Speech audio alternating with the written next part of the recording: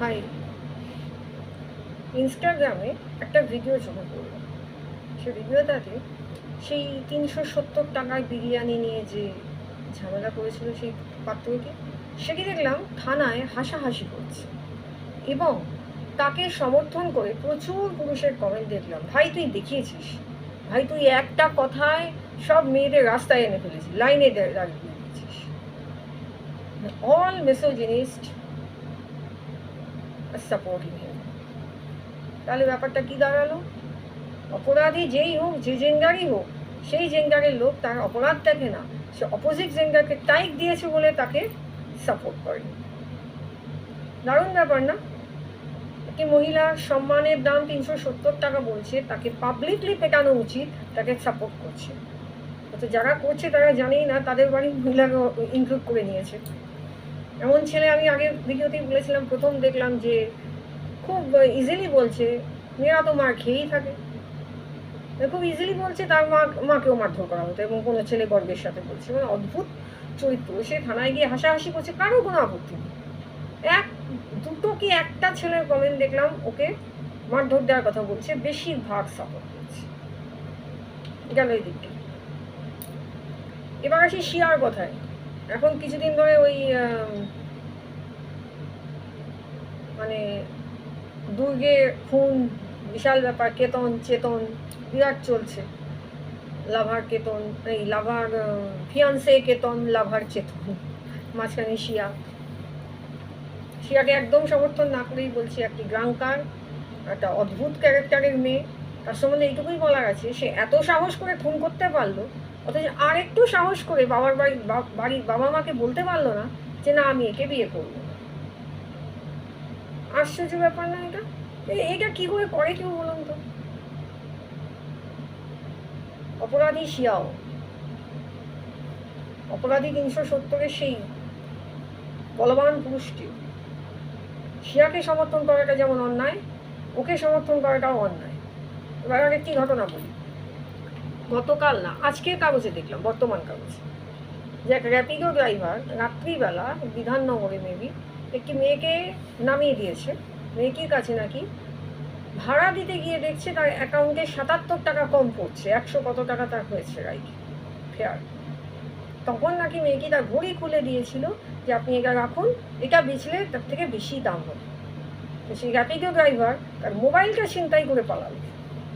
আচ্ছা, এই ক্ষেত্রে দোষ কার? এক্ষেত্রে বলার আগে আমি আরেকটা কথা বলতে চাই। আপনি যখন কোনো গাড়ি ভাড়া করেন, কোনো গাড়িতে ওঠেন, তখন আপনি কি জানেন না আপনার কাছে কত টাকা আছে, আপনার অ্যাকাউন্টে কত টাকা আছে? সেটা জেনে উঠবেন। অত রাত্রে আপনি কি র্যাপিডো যখন ভাড়া করছেন, অতি অবশ্যই আপনার জানা উচিত ছিল। ভুল মেয়েটি হয়েছে, আমি কখনো বলবো না সেও নির্দোষ, সে ঘড়ি বাঁধা দিচ্ছে, কিন্তু এখানে একটা কথা আছে, এই ঘড়িটা নিয়ে ড্রাইভারটা বেচবে কোথায়? তার কাছে লিখিত পরিতভাবে তো নিশ্চয়ই দেয়নি অত রাত্রে রাস্তায় দাঁড়িয়ে যে আমি লিখে দিচ্ছি এই ঘড়িটা আপনি যেখানে বেচতে পারেন, আমি কোনো মানে অভিযোগ করবো না, কিছুই বলা যায় না। সে ঘড়িটা যখন বেচতে গেল তখন এদিকে থানায় অভিযোগ করে ঘড়ি লুট করেছে, এটাও হতে পারে। সুতরাং এক্ষেত্রে ঘড়ি তাকে ওরকমভাবে খুলে দেওয়াটা, আর আজকের দিনে চাইনিজ ঘড়ির ওপরে টাইটান ব্র্যান্ড দিয়ে সব বেরোচ্ছে, তাই কী করে জানবে মেশিনে আদৌ টাইটান আছে না এইচএমটি উঠে গেছে, টাইটান আছে কিনা?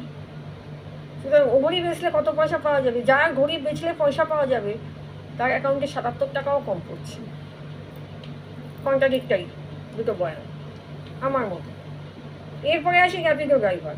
তার উচিত ছিল এই ঘটনার পরে ডাইরেক্ট অভিযোগ করা যে কাস্টমার এতটা এসে আমাকে পেমেন্ট করছে না, ঘড়ি বাঁধা দেওয়ার কথা বলছে, যেটা বেআইনি। ঘড়ি বাঁধা দিতে সে পারে না, ঘড়ি বাঁধা ও নিতেও পারে না। সে সোজা পথে না গিয়ে কী করলো, তার মোবাইল ছিনতাই করলো। মেয়েটি নাকি তৎক্ষণাৎ থানায় গিয়ে তার নামে লিখিত অভিযোগ জানালো, এফআইআর করলো। কার ভবিষ্যৎ নষ্ট হলো বলুন? ড্রাইভারের দোষ কিন্তু উভয়েরই ছিল অল্প বিস্তর মাত্রায়। এক্ষেত্রেও আমি নিশ্চয়ই মেয়েটিকে সমর্থন করব না, ড্রাইভারকেও সমর্থন করছি না। এইখানেই আমরা হিউম্যানিস্ট, আমরা না তো misogynist, we hate misogynist, we never support feminist, we are humanist. আমরা 50-50 দুজনকেই অসমর্থন করি, অপরাধীদের এবং অপরাধীদের জেন্ডার, রিলিজিয়ান কোনোটাই আমরা দেখি না। আমরা দেখি শুধু অপরাধী। এই জায়গাটায় যতক্ষণ না মানুষ পৌঁছতে পারবে ততক্ষণ ওই ধরনের ছেলেকে সমর্থন করা ছেলের অভাব হবে না।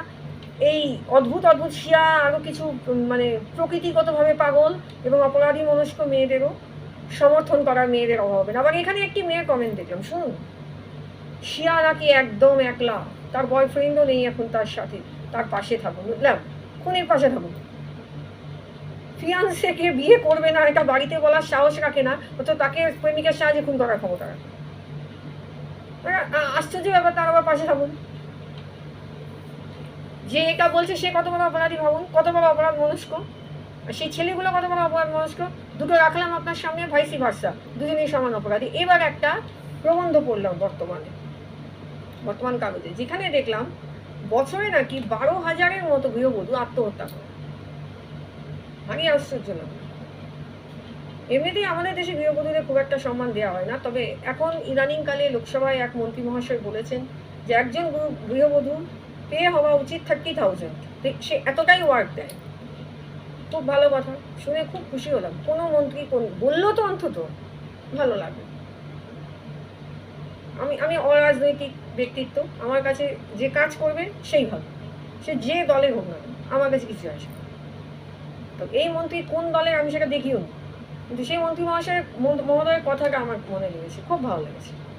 এবার আপনি আমাকে একটা কথা বলুন তো, 12,000 গৃহবধূ আত্মহত্যা করছে, এই বয়ানটা 50% যদি সত্যি হয়, এটা কি ঠিক? এটাই কি ঠিক হচ্ছে মেয়েদের সাথে? হচ্ছে। এখানে কতজনের প্রতিবাদ?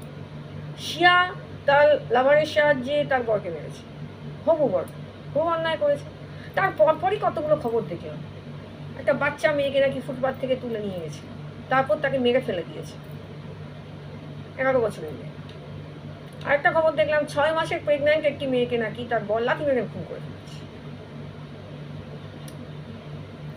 একটা খবর দেখলাম কোথায়, এরকম একটি শিশু কন্যাকে নির্যাতন করে খুন করা হয়েছে। এগুলো নিয়ে কোনো লেখালেখি দেখলাম না। এর মানেটা কি দাঁড়ালো? এর মানেটা একেই কি দাঁড়ালো আমি বুঝে নেবো? আমি একজন মানবতাবাদী হিসেবে এটাই বুঝে নেবো? মেয়েরা মরছে, ইটস আ কমন কেস, এটার কোনো প্রতিবাদের প্রয়োজন নেই। একটি পুরুষের জীবনের দাম প্রচুর, তাই তার প্রতিবাদের দরকার আছে, এরকম আমি ভাবি। এবার কিছু ছেলে আমাকে বললো পরপর যে না, প্রচুর ছেলেও মারা যায়, অবশ্যই মারা যায়, খুব দুঃখের কথা। এই যে 12,000 গৃহবধূ আর এই যে শিশুগুলি মারা গেল, এগুলো নিয়ে কেন প্রতিবাদ হচ্ছে না? এই শিশু সবকটাই কন্যা, তোর সন্তানকে কেউ তুলে নিয়ে গিয়ে কিছু করেনি।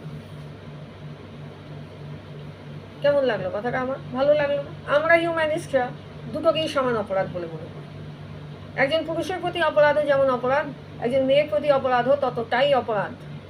এবার আরেকটা ঘটনা, এটা আমার নিজের চোখে দেখা। বিধাননগরে সরকারি বাস, 5টি মেয়ে দাঁড়িয়েছিল, তারা রীতিমতো রাস্তার মাঝখানে গিয়ে বাসটা থামানোর চেষ্টা করলো। বাসটা তাদের কাটিয়ে চলে গেল ফরেস্ট অফিসে থাম। দৌড়াতে দৌড়াতে তারাও গেল, আমিও গেলাম। আমি বাসে উঠতাম না, আমি দেখতে গেলাম কি হচ্ছে।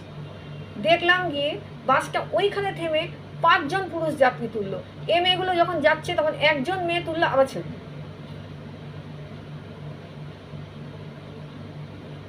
তাহলে কথাটা সত্যি যে সরকারি বাস দাঁড়াচ্ছে না, এটা তো ঠিক নয়।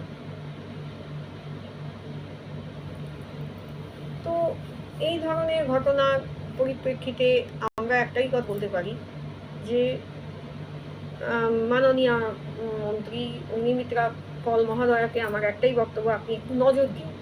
আপনি যে নিয়মটা আপনারা করেছেন সরকারি বাসে মেয়েদেরকে ফ্রি রাইড করার, সেখানে কিন্তু সত্যিই বাস অনেক ক্ষেত্রে দাঁড়াচ্ছে না। ঠিক আছে, আর কি বলবো? আজ আপাতত এইটুকুই। একজন মানবতাবাদী হিসেবে অতীব দুঃখের সঙ্গে এই ভিডিও শেষ করব।